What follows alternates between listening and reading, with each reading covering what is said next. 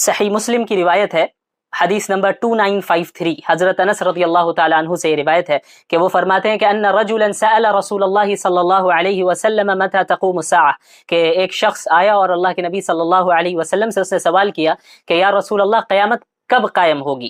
تو آپ صلی اللہ علیہ وسلم نے ایک بچے کی طرف دیکھا، انصار کا ایک بچہ تھا جو کم عمر تھا، اس کے متعلق آپ صلی اللہ علیہ وسلم نے اسے دیکھ کر یہ ارشاد فرمایا کہ ان یعش هذا الغلام فعسى الا يدركه الحرم حتى تقوم الساعہ، کہ یہ بچہ اگر زندہ رہتا ہے، اس کی عمر لمبی ہوتی ہے، تو اس کے بوڑھے ہونے تک قیامت قائم ہو جائے گی۔ تو اس کا کیا مطلب؟ ظاہر سی بات ہے، یہاں پر آپ صلی اللہ علیہ وسلم نے اگرچہ لفظ قیامت کا استعمال کیا، لیکن یہاں اصل قیامت مراد نہیں ہے، کیونکہ اگر اصل قیامت مراد ہوتی تو ایسی صورت میں قیامت اب تک قائم ہو چکی ہوتی، ظاہر سی بات ہے وہ بچہ تو اس دنیا سے جا چکا ہے۔ تو اس کا کیا مطلب ہے؟ اس اعتبار سے اسے سمجھنے اور سمجھانے کے لیے علماء کرام نے قیامت کی بھی 3 قسمیں کی ہیں۔ قیامت کی 3 قسمیں ہیں۔ سب سے پہلی قسم قیامت صغریٰ ہے۔ صغریٰ مطلب چھوٹی، قیامت صغریٰ مطلب چھوٹی قیامت۔ تو چھوٹی قیامت کا کیا مطلب ہے کہ ہر انسان کو جب موت آ جائے تو اس بندے کے لیے قیامت قائم ہو جاتی ہے۔ ظاہر سی بات ہے جب موت آ جائے گی تو اس بندے کے لیے یہ دنیاوی زندگی ختم ہو گئی، اب عمل کا دروازہ بند ہو گیا، اب وہ کوئی عمل نہیں کر سکتا، اور موت کے بعد اب جو وہ عالم برزخ میں جا رہا ہے، اب وہاں پر جزا و سزا کا مرحلہ شروع ہو جائے گا۔ اگر وہ نیک تھا تو اب قبر میں نعمتیں اسے ملنے لگیں گی، اور اگر وہ گنہگار تھا تو پھر اسے سزا بھی ملنے لگے گی۔ تو بہرحال اس کے لیے ایک حیثیت سے قیامت تو قائم ہو ہی گئی، تو اسے قیامت صغریٰ کہتے ہیں، یعنی جس انسان کی موت ہو جائے اس بندے کے لیے وہ قیامت ہے، تو ایک چھوٹی قیامت۔ اس کے علاوہ ایک دوسری قسم علماء کرام نے بیان کی ہے، وہ ہے قیامت وسطیٰ، یعنی بیچ کی قیامت۔ یہ کس کے لیے ہے؟ یعنی جب دنیا کی ایک صدی اور ایک زمانہ ختم ہو جائے، یعنی ایک صدی میں جتنے لوگ رہ رہے ہوں، ایک زمانے میں جتنے لوگ رہ رہے ہوں، وہ تمام لوگ مر جائیں، سب کو موت آ جائے، یعنی ایک زمانہ مکمل ختم ہو جائے، تو پوری دنیا کا گویا ایک زمانہ ختم ہو گیا، تو اس زمانے کے لیے قیامت قائم ہو گئی، اس صدی کے لیے قیامت قائم ہو گئی، تو اسے کیا کہتے ہیں؟ قیامت وسطیٰ۔ اور اس کی یہی دلیل ہے کہ اللہ کے نبی صلی اللہ علیہ وسلم نے فرمایا اس شخص سے کہ اگر یہ بچہ زندہ رہا تو اس کے بوڑھے ہونے تک قیامت قائم ہو جائے گی، تو اس شخص سے آپ صلی اللہ علیہ وسلم نے فرمایا۔ تو اس کی وضاحت ایک دوسری روایت میں ملتی ہے جو صحیح مسلم کی روایت ہے، 2952 حدیث نمبر ہے، حضرت عائشہ رضی اللہ تعالیٰ عنہ کی روایت ہے۔ اس میں آپ صلی اللہ علیہ وسلم نے صراحتاً فرمایا کہ قامت علیکم ساعتکم، یعنی تمہارے لیے تمہاری قیامت قائم ہو جائے گی۔ تو اس سے مراد یہی ہے کہ جب اس شخص نے سوال کیا آپ صلی اللہ علیہ وسلم سے کہ قیامت کب قائم ہوگی، تو آپ صلی اللہ علیہ وسلم نے فرمایا کہ اس کے بوڑھے ہونے تک قیامت تمہارے لیے قائم ہو جائے گی، یعنی تمہاری عمر کے جتنے لوگ ہیں، تمہارے زمانے کے جو لوگ ہیں، وہ تو اس دنیا سے جا چکے ہوں گے، اور ان کے لیے یہ قیامت واقع ہو چکی ہوگی، قائم ہو چکی ہوگی۔ تو یہ 2 قسم ہو گئی۔ اور تیسری قسم قیامت کی ہے قیامت کبریٰ۔ کبریٰ کہتے ہیں بڑی کو، بڑی قیامت، قیامت کبریٰ یعنی بڑی قیامت۔ اب ظاہر ہے اس سے مراد وہ اصل اور حقیقی قیامت ہے کہ جب حضرت اسرافیل علیہ الصلاۃ والسلام اللہ رب العالمین کے حکم سے سور پھونکیں گے، اور اس چیخ سے پوری کائنات ختم ہو جائے گی، تہس نہس ہو جائے گی، تباہ ہو جائے گی، اور جتنی مخلوقات ہوں گی، جتنے جاندار مخلوقات ہوں گی، سب پر موت طاری ہو جائے گی، اور تمام یعنی مخلوقات اور پوری کائنات بالکل ختم ہو جائے گی، سورج کی روشنی ختم ہو جائے گی، آسمان پھٹ جائے گا، زمین پھٹ جائے گی، اور پوری کائنات اسی طرح اس سور کی چیخ سے ختم ہو جائے گی۔ اور اس کے بعد اللہ تعالیٰ اپنی قدرت سے تمام مخلوقات کو دوبارہ زندہ کریں گے تاکہ اب حساب و کتاب کا مرحلہ شروع ہو۔ تو یہ اصل قیامت ہے، اور اسے قیامت کبریٰ کہتے ہیں۔ تو پھر قیامت کی 3 قسمیں، اب آپ کو یہ بات سمجھ میں آ گئی ہوگی۔ تو قیامت کے متعلق اور قیامت کی نشانیوں کے متعلق تمام انبیاء علیہم الصلاۃ والسلام نے اپنی اپنی قوموں کو آگاہ کیا ہے، یہاں تک کہ محمد الرسول اللہ صلی اللہ علیہ وسلم کی جب بعثت ہوتی ہے تو آپ صلی اللہ علیہ وسلم چونکہ اب آخری نبی ہیں، اب ان کے بعد قیامت تک کوئی نبی نہیں آنے والے، تو آپ صلی اللہ علیہ وسلم نے سب سے زیادہ تفصیل کے ساتھ قیامت کی نشانیوں کے متعلق اس امت کو آگاہ کیا ہے۔ تو اس کی اہمیت سے آپ اچھی طرح واقف ہو سکتے ہیں، یہی بات اس کی اہمیت کے لیے کافی ہے۔ اور ایک اور حدیث قیامت کی نشانیوں کو سمجھنا کیوں ضروری ہے، اس کی کیا اہمیت ہے، اس کے لیے ایک اور حدیث میں آپ کے سامنے پیش کرتا ہوں۔ یہ حضرت ابو زید عمر بن اخطب رضی اللہ عنہ کی روایت ہے، صحیح مسلم کی حدیث نمبر 2892 ہے۔ اس میں حضرت عمر بن اخطب رضی اللہ عنہ فرماتے ہیں کہ ایک مرتبہ اللہ کے رسول صلی اللہ علیہ وسلم نے ہمیں فجر کی نماز پڑھائی، اور فجر کی نماز ادا کرنے کے بعد آپ صلی اللہ علیہ وسلم ممبر پر تشریف لے گئے۔ کس وقت؟ فجر کی نماز ادا کی اور اس کے بعد آپ صلی اللہ علیہ وسلم ممبر پر تشریف لے گئے، اور آپ صلی اللہ علیہ وسلم نے بیان کرنا شروع کیا، اور بیان کرتے رہے یہاں تک کہ ظہر کا وقت ہو گیا، اور پھر آپ صلی اللہ علیہ وسلم ممبر سے نیچے اترے اور ظہر کی نماز ہمیں پڑھائی، اور اس کے بعد آپ صلی اللہ علیہ وسلم دوبارہ ممبر پر تشریف لے گئے، اور پھر آپ صلی اللہ علیہ وسلم بیان کرتے رہے یہاں تک کہ عصر کا وقت ہو گیا۔ پھر آپ صلی اللہ علیہ وسلم ممبر سے نیچے تشریف لائے اور ہمیں عصر کی نماز پڑھائی، اور اس کے بعد آپ صلی اللہ علیہ وسلم دوبارہ ممبر پر تشریف لے گئے اور بیان کرتے رہے یہاں تک کہ غروب شمس ہو گیا، یہاں تک کہ سورج غروب ہو گیا، مغرب کا وقت ہو گیا۔ اور صبح سے یعنی طلوع شمس سے لے کر غروب شمس تک، سن رائز سے لے کر سن سیٹ تک آپ صلی اللہ علیہ وسلم نے جو قیامت کی نشانیاں ہیں اس کے متعلق آپ صلی اللہ علیہ وسلم نے بیان کیا، اور جو کچھ ماضی میں ہو چکا ہے، جو علامتیں ماضی میں ظاہر ہو گئیں اور جو علامتیں مستقبل میں ظاہر ہوں گی، ان تمام علامتوں کو آپ صلی اللہ علیہ وسلم نے کھول کھول کر امت کے سامنے بیان کیا ہے۔ تو یہی ایک حدیث اس بات کے لیے کافی ہے کہ قیامت کی نشانیوں کے متعلق علم حاصل کرنا اور جاننا کتنا اہم ہے۔ تبھی آپ صلی اللہ علیہ وسلم نے اس ٹاپک کو بیان کرنے کے لیے، اس موضوع کو بیان کرنے کے لیے آپ صلی اللہ علیہ وسلم نے اتنی لمبی مدت لی اور اتنا لمبا وقت لیا کہ یعنی سن رائز سے لے کر سن سیٹ تک آپ صلی اللہ علیہ وسلم بیان کرتے رہے۔ تو بہرحال اسے ہمیں جاننا بہت ضروری ہے، خصوصاً ہم آج اس زمانے میں رہ رہے ہیں، ظاہر سی بات ہے نئے نئے فتنے وجود میں آ رہے ہیں، اور ہم نے بتایا تھا آپ کو کہ قیامت کی نشانیاں، چھوٹی نشانیاں تقریباً پوری ہو چکی ہیں، تو اب بڑی نشانیاں عنقریب ان کا بھی ظہور ہونے والا ہے۔ تو ہمیں سیکھنا ہوگا، جاننا ہوگا کہ وہ نشانیاں کیا ہیں جن کے متعلق آپ صلی اللہ علیہ وسلم نے پہلے ہی ہمیں متنبہ فرما دیا ہے، اور اس سے ان نشانیوں اور ان فتنوں سے بچنے کا طریقہ کیا ہے۔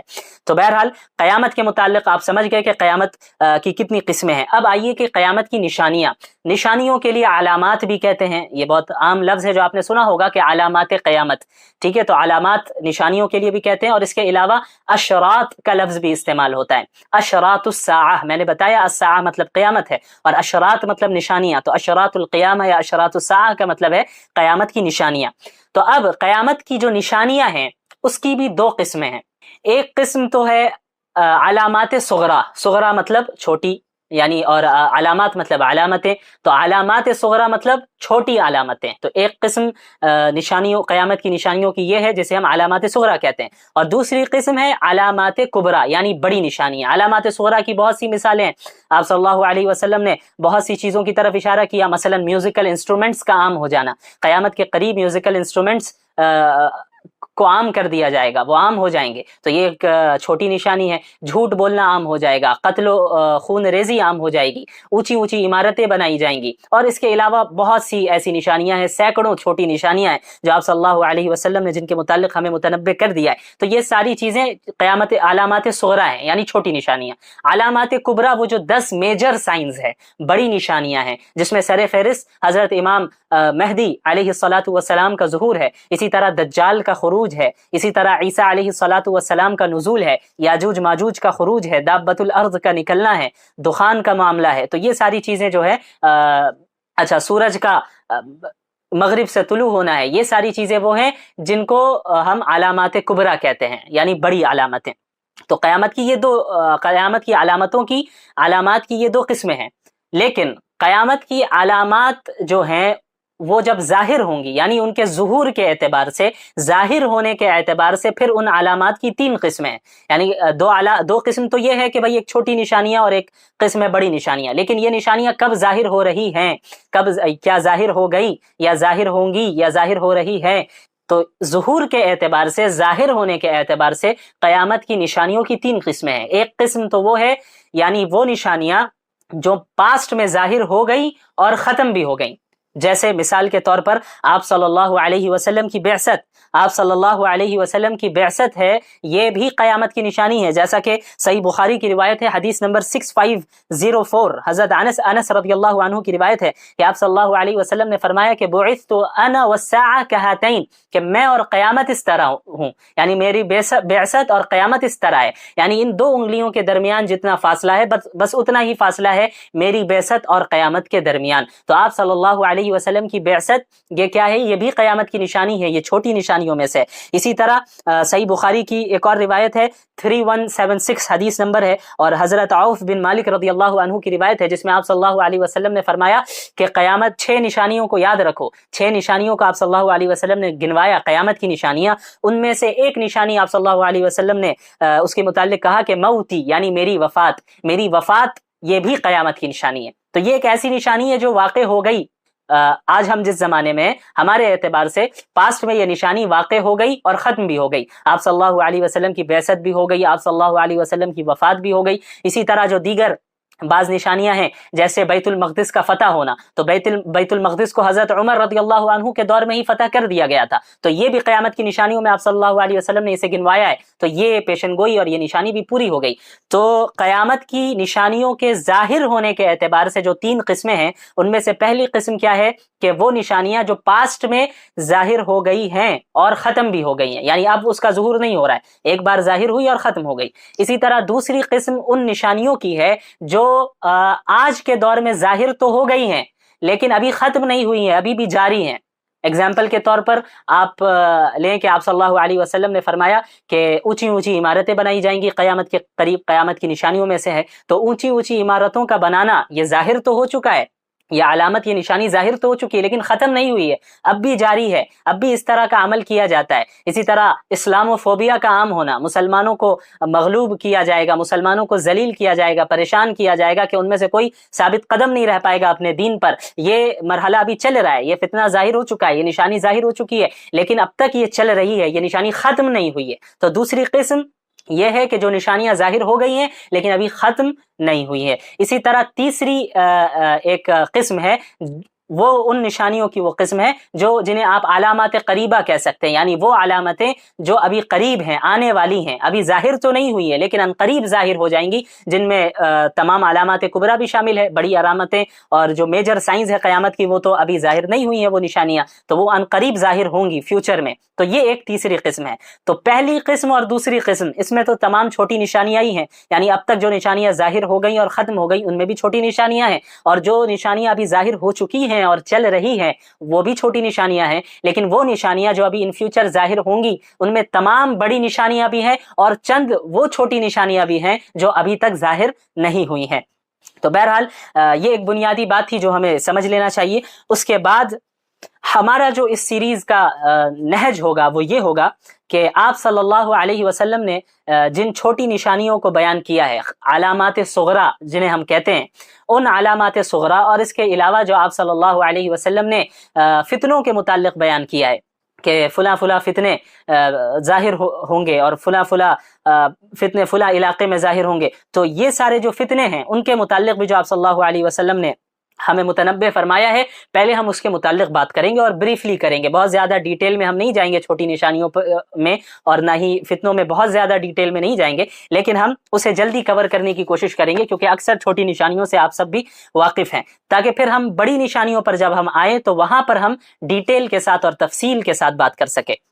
تو آج جو ایک حدیث ہمارے سامنے ہے وہ ہے سنن ابی داؤد کی روایت ہے، اس میں ایک فتنے کے متعلق آپ صلی اللہ علیہ وسلم نے ذکر کیا اور ایک پیشن گوئی فرمائی ہے، اور وہ پیشن گوئی آج صحیح ثابت ہو چکی ہے، یہ ہمارے زمانے کے لیے ہی ہے، اور کس وجہ سے وہ یعنی وہ فتنہ ظاہر ہو رہا ہے، وہ کیوں ظاہر ہو رہا ہے، وہ وجہ بھی آپ صلی اللہ علیہ وسلم نے بتائی ہے، اور ہمارے لیے اس میں سبق بھی ہے کہ اگر ہم اسے ٹھیک کر لیں تو ہم اس فتنے سے محفوظ ہو جائیں گے۔ تو وہ روایت سنن ابی داؤد کی روایت ہے، حدیث نمبر 4297 ہے۔ حضرت ثوبان رضی اللہ عنہ فرماتے ہیں کہ قال رسول اللہ صلی اللہ علیہ وسلم یوشک الامم ان تداعى علیکم كما تداعى الاکلة الى قصعتها فقال قائل ومن قلة نحن يومئذ آپ صلی اللہ علیہ وسلم نے فرمایا کہ وہ زمانہ قریب ہے کہ تمام قومیں، تمام امتیں، یعنی اسلام دشمن امتیں، سب ایک دوسرے کو اس طرح تم پر ٹوٹ پڑنے کے لیے دعوت دیں جس طرح کھانے والے ایک برتن کی طرف تمام لوگوں کو دعوت دیتے ہیں. یعنی ایک برتن ہے، ایک پلیٹ ہے، اس میں کھانا ہے، تو اسے کھانا کھانے کے لیے لوگ ایک دوسرے کو دعوت دیتے ہیں کہ آپ بھی آئیے، آپ بھی آئیے، اور چاروں طرف سے لوگ بیٹھ جاتے ہیں اور اس پلیٹ پر، اس کھانے پر چاروں طرف سے حملہ کیا جاتا ہے. تو وہ زمانہ قریب ہے کہ جس طرح لوگ ایک دوسرے کو کھانے کی لگن کی طرف یا برتن کی طرف دعوت دیتے ہیں اور چاروں طرف سے بیٹھ کر حملہ کرتے ہیں اس کھانے پر اور کھاتے ہیں، وہ زمانہ قریب ہے کہ لوگ اسی طرح، اور تمام امتیں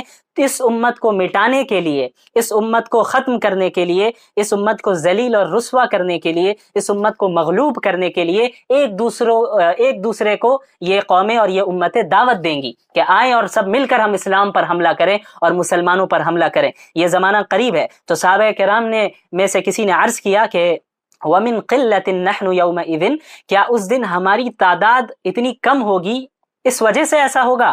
تو آپ صلی اللہ علیہ وسلم نے فرمایا کہ قال بل انتم یومئذ کثیر، نہیں بلکہ تم اس دن بہت زیادہ ہوگے، بڑی تعداد ہوگی تمہاری. اس حدیث پر غور کیجئے، یہ آج ہی کے زمانے کے متعلق ہے. آج ہماری تعداد کم ہے؟ نہیں، صحابہ کرام کے دور میں تو مسلمانوں کی تعداد کم تھی. آج کیا ہماری تعداد کم ہے؟ ہرگز تعداد کم نہیں ہے. اور کیا آج یہی حال نہیں ہے کہ تمام قومیں اور تمام امتیں اس اسلام پر اور مسلمانوں پر آج ٹوٹ پڑی ہیں؟ پوری دنیا آج اسلام پر حملہ کر رہی ہے، پوری دنیا آج مسلمانوں کو ذلیل اور رسوا کرنے کے پر تلی ہوئی ہے. پوری دنیا میں اسلام اور مسلمانوں کو صرف بدنام کیا جاتا ہے. کبھی انہیں ٹیررسٹ کہہ دیا جاتا ہے، کبھی ایکسٹریمسٹ کہہ دیا جاتا ہے، کبھی کہہ دیا جاتا ہے کہ یہ بیکورڈ ہیں، کبھی کچھ کہہ دیا جاتا ہے، کبھی کچھ کہہ دیا جاتا ہے، کبھی داڑھی پر اعتراض ہوتا ہے، کبھی حجاب پر اعتراض ہوتا ہے، کبھی طلاق کے مسئلے پر اعتراض ہوتا ہے، کبھی دیگر مسائل پر اعتراض ہوتا ہے. تو یہ آج کا دور ہے کہ جب پوری دنیا آج اسلام اور مسلمانوں کے خلاف کام کر رہی ہے، اور بالکل اسی طرح پوری دنیا اسلام پر ٹوٹ پڑی ہے جس طرح کھانے والے چاروں طرف سے برتن پر ٹوٹ پڑتے ہیں. تو صحابہ کرام نے عرض کیا کہ کسی نے سوال کیا اللہ کے نبی صلی اللہ علیہ وسلم سے، کیا ہماری تعداد اس دن اتنی کم ہوگی، اس وجہ سے ایسا ہوگا؟ تو آپ صلی اللہ علیہ وسلم نے فرمایا کہ نہیں، تمہاری تعداد بہت زیادہ ہوگی. اور آج ہماری تعداد کتنی زیادہ ہے؟ فاسٹسٹ گروئنگ ریلیجن اگر کوئی ہے تو وہ اسلام ہے. سب سے تیزی سے کے ساتھ جو مذہب پھیل رہا ہے پوری دنیا میں وہ اسلام ہے. ہمارے یہاں تعداد کی کمی نہیں ہے. لیکن آپ صلی اللہ علیہ وسلم نے آگے کیا فرمایا، اس پر غور کیجئے. وَلَكِنَّكُمْ غُثَاءٌ كَغُثَاءِ السَّيْلِ، لیکن تمہاری تعداد تو بہت زیادہ ہوگی لیکن تم سیلاب کے کوڑے کرکٹ کی طرح ہوگے. جب کوئی سیلاب آتا ہے تو ساتھ میں کوڑے کرکٹ کو بھی لیتا آتا ہے، تو اس کوڑے کرکٹ کی کوئی حیثیت اور اہمیت نہیں ہوتی، وہ بے جان چیز ہوتی ہے، بے وزن چیز ہوتی ہے، اس سے کوئی نفع نہیں پہنچ سکتا. تو لہٰذا آپ صلی اللہ علیہ وسلم نے فرمایا کہ تم بھی اسی طرح ہو گئے ہوگے. یعنی تمہاری حیثیت نہ اللہ کے نزدیک کچھ ہوگی، نہ ہی دنیا والوں کے نزدیک تمہاری کوئی حیثیت ہوگی. اور آپ صلی اللہ علیہ وسلم نے فرمایا وَلَيَنزِعَنَّ اللَّهُ مِن صُدُورِ عَدُوِّكُمُ الْمَهَابَةَ مِنْكُمْ، اور اللہ تعالیٰ تمہارے دشمنوں کے دلوں سے تمہارا خوف، تمہارا رعب اور تمہاری ہیبت کو نکال دے گا. یعنی دشمن تم سے ڈریں گے نہیں. اور آج یہی حال ہے، پوری دنیا کو اسلام سے کوئی ڈر تھوڑی ہے. ہاں، کیونکہ ہمارے پاس کچھ ہے ہی نہیں. جب تک خلافت عثمانیہ کا قیام تھا تو پھر بھی بہرحال ایک ڈر تھا، اگرچہ وہ خلافت عثمانیہ خلافت راشدہ نہیں تھی، وہ خلافت اگرچہ ملوکیت تھی، لیکن اس کے باوجود خلافت کا ایک ڈھانچہ کھڑا تھا، اور اس ڈھانچے سے ہی پوری دنیا کو تکلیف تھی، اور اس ڈھانچے سے ہی پوری دنیا بہرحال ڈرتی تھی. تو سازش کی گئی اور اس کے بعد خلافت عثمانیہ کو ختم کیا گیا. زیادہ دن نہیں ہوئے، ابھی 100 سال بھی نہیں ہوئے تو خلافت عثمانیہ کو ختم کیا گیا. اور خلافت عثمانیہ کے ختم ہونے کے بعد سب سے زیادہ مسلمان پوری دنیا میں ذلیل ہوئے. اتنی ذلت پوری تاریخ میں مسلمانوں کو نہیں ہوئی، اتنا نقصان جتنا خلافت عثمانیہ کے زوال کے بعد ہوا، جو ابھی 100 سال بھی نہیں ہوئے اس کے یعنی سقوط کو. مسلمانوں کو جتنا نقصان ہوا اتنا پہلے پچھلی تاریخ میں نہیں ہوا. تو اس حدیث کو پڑھ کر ایسا معلوم ہوتا ہے کہ گویا شاید اسی صدی کے لیے آپ صلی اللہ علیہ وسلم نے فرمایا. ظاہر سی بات ہے کہ اس وقت آپ صلی اللہ علیہ وسلم اس حدیث کو ارشاد فرما رہے ہیں جب اسلام عروج پر تھا. صحابہ کرام اور مسلمانوں نے اپنے اس دین کے لیے تمام چیزوں کی قربانی دی، جان کی بھی اور مال کی بھی. اب اس حدیث کو پہلے مکمل کرتے ہیں. آپ صلی اللہ علیہ وسلم نے فرمایا کہ تمہارے دشمنوں کے دلوں سے اللہ تعالیٰ تمہارا خوف، رعب اور ہیبت کو نکال دے گا. آج یہی صورتحال ہے۔ اس کے بعد آپ صلی اللہ علیہ وسلم نے فرمایا وَلَيَغْذِفَنَّ اللَّهُ فِي قُلُوبِكُمُ الْوَهْنَ، اور اللہ تعالیٰ تمہارے دلوں میں وہن ڈال دے گا۔ فقال قائل یا رسول اللہ وما الوہن، تو پوچھنے والے نے سوال کیا کہ یا رسول اللہ وہن کا مطلب کیا ہے؟ آپ صلی اللہ علیہ وسلم نے فرمایا کہ حب الدنیا وکراہیت الموت، یعنی دنیا کی محبت اور موت کا ڈر۔ جڑ کی طرف اشارہ کیا، جو اصل وجہ ہے اس کی طرف اشارہ کر دیا۔ اب آپ دیکھ لیں ہمارے اندر کتنا آج موت کا ڈر ہے اور دنیا کی کتنی محبت ہے۔ اچھا، کس سے آپ صلی اللہ علیہ وسلم ارشاد فرما رہے ہیں؟ صحابہ کرام سے۔ ظاہر سی بات ہے صحابہ کرام کے اندر یہ چیز داخل ہو، ایسا ہو ہی نہیں سکتا۔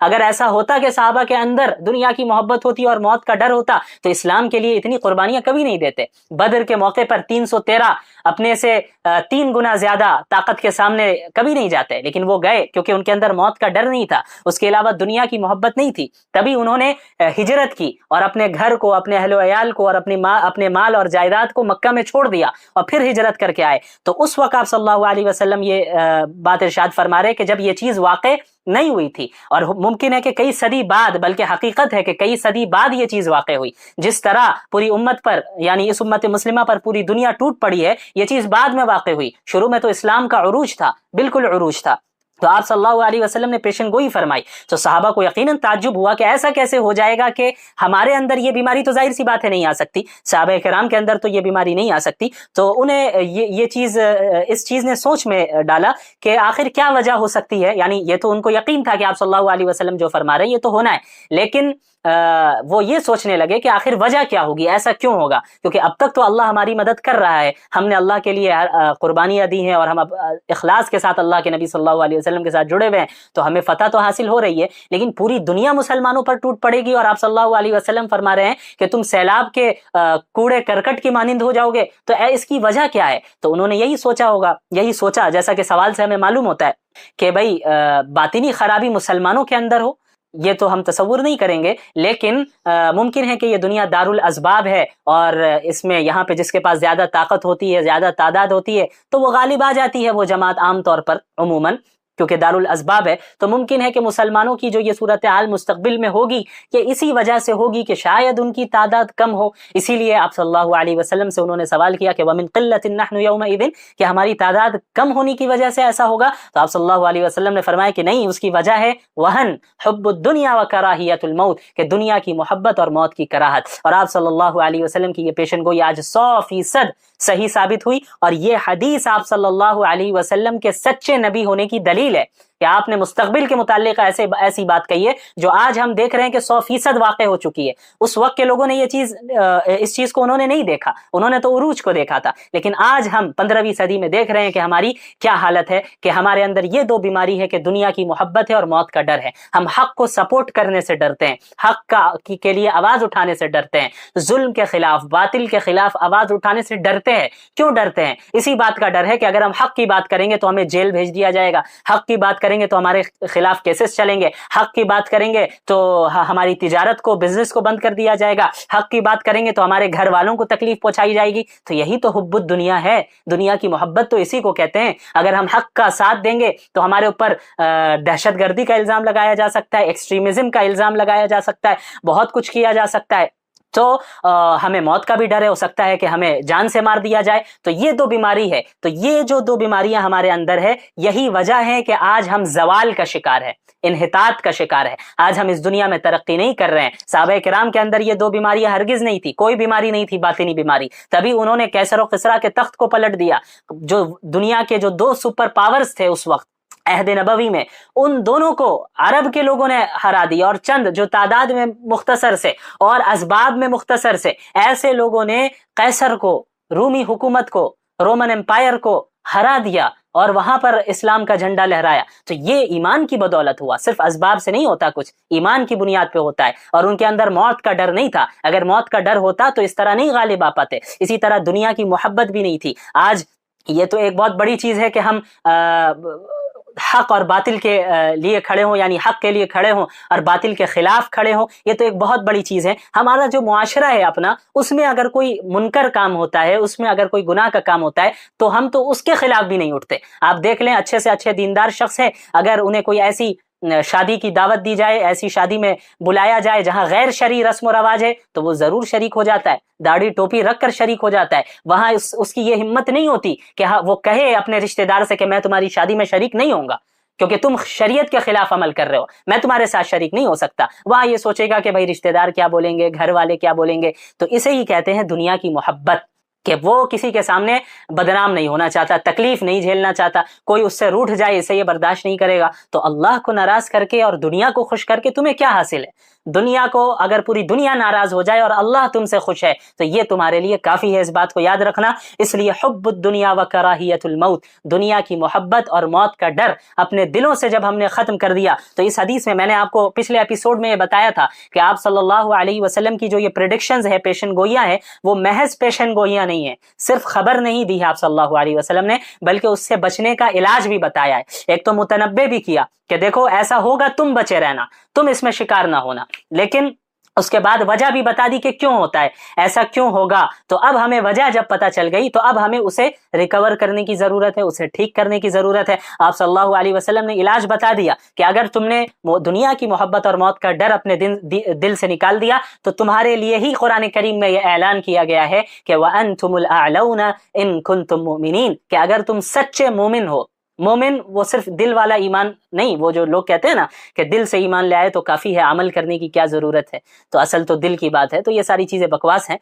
ایمان وہی معتبر ہے جو عمل پر آمادہ کرے۔ وہ ایمانی کیا ہے جس سے آپ جو ہے عمل ہی نہیں کر رہے ہیں، اور وہ عمل بھی قابل قبول نہیں ہے جو ایمان کے بغیر ہو۔ تو اسلام ایمان اور عمل کا جامع ہے، اسلام ایمان کا بھی مطالبہ کرتا ہے اور عمل کا بھی مطالبہ کرتا ہے۔